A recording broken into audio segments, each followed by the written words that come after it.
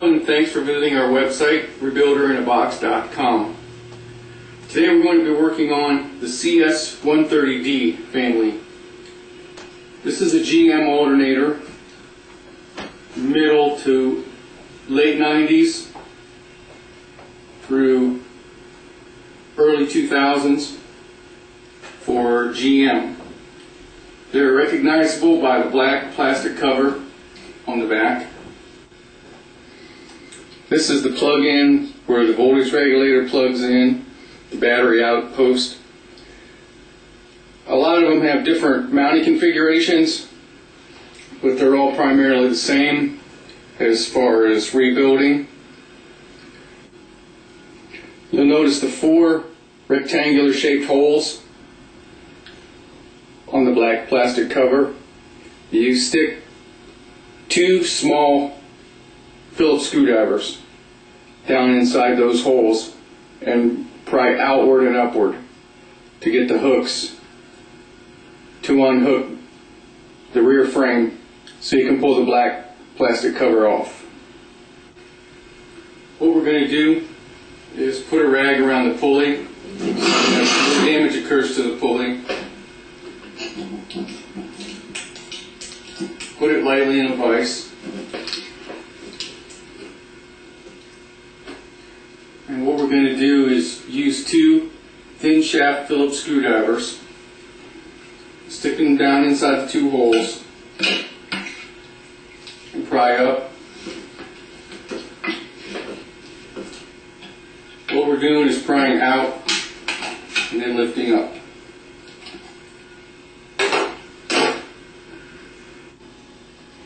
Underneath the black plastic cover we have 2 electronic components and 1 brush holder assembly. This is the rectifier, which contains 6 diodes and a radio noise suppressor. And this is the voltage regulator. Most of the voltage regulators in this whole family are relatively the same. Looking at the side of the rectifier, you'll notice the 3 stator leads coming up and the 3 copper leads going into the rectifier. These have to be desoldered, and it requires about 200 watts. We're going to use more than that for demonstration purposes.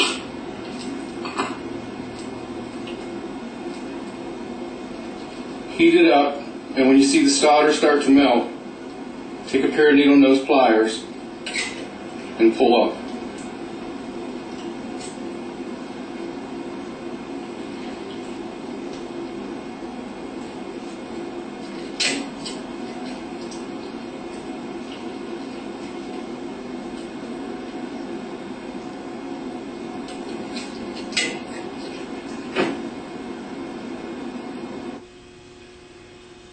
Then we have 4 E5 Torx head bolts to take out. 2 hold down the rectifier, and this one holds down the rectifier and the regulator, and that one holds down just the back half of the regulator. This one here, the one closest to the battery post, has an insulator on it. So we have to remember, and the other 3 are just plain screws or bolts. So we have to remember that that one is insulated and make sure to get it back into that hole. After the bolts have been removed, the whole thing just lifts right off. All that's left is the brush holder assembly. Now we're going to take off the black plastic stator insulator by prying up with a screwdriver. You want to try and do this without breaking it. Sometimes you have to reheat the solder on the top of the leads and get it off there so the leads will fit up through the hole. Then you'll notice the 4 bolts holding the cases together. You want to take those out. We always use a 1/4 inch socket, 6-sided 1/4 inch socket.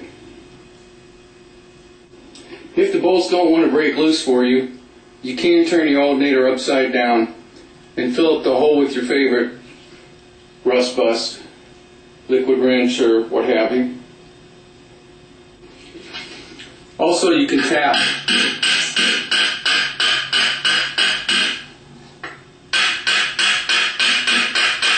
on the side of the housing, which helps break any dissimilar metal corrosion loose. Then we're going to wrap a rag around the pulley and use a 1/2 inch impact with a 15/16 socket to remove the pulley nut.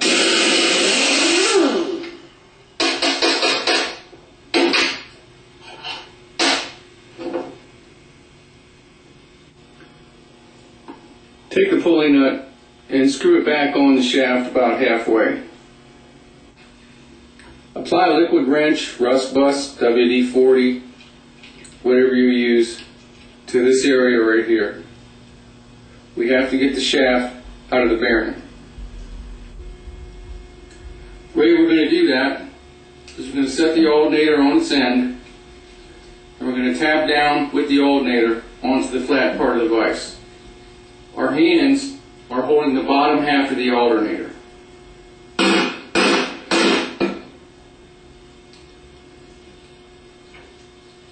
Then after it splits, you take the nut off and it comes the rest of the way apart. You can shoot your rust bust down inside the split, and you can take your hammer, it's a really stubborn one,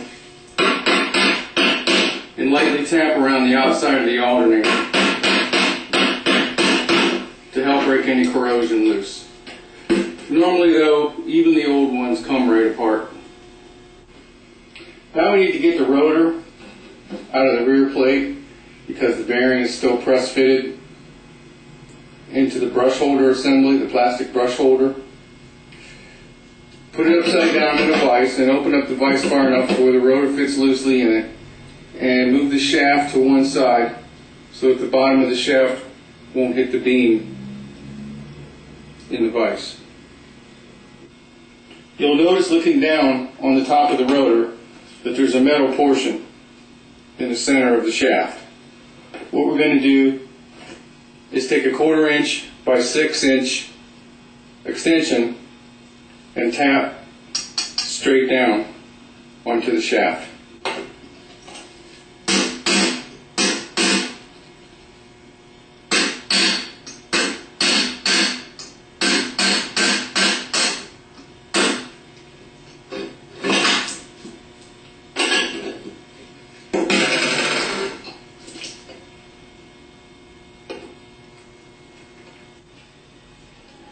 This slip ring, as in most slip rings, has a groove on the bottom of it. This is the top brush, this is where the bottom brush rides. And the trouble is, by the time you get 100,000 miles, 120,000 on your vehicle, your rotor you need to have a new rotor. And this is normally about the time that your alternator needs rebuilt. So what we do is we're going to send you a whole new rotor with the back bearing already installed. The brush holder assembly with the brushes at this point just comes right out of the rear plate.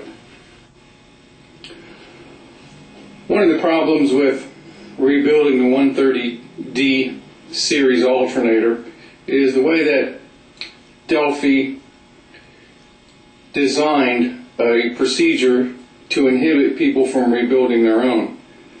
What they did on the 303 bearing, the front bearing right behind the pulley, is they hold it into place by a cold rolled lip on the edge of the aluminum housing.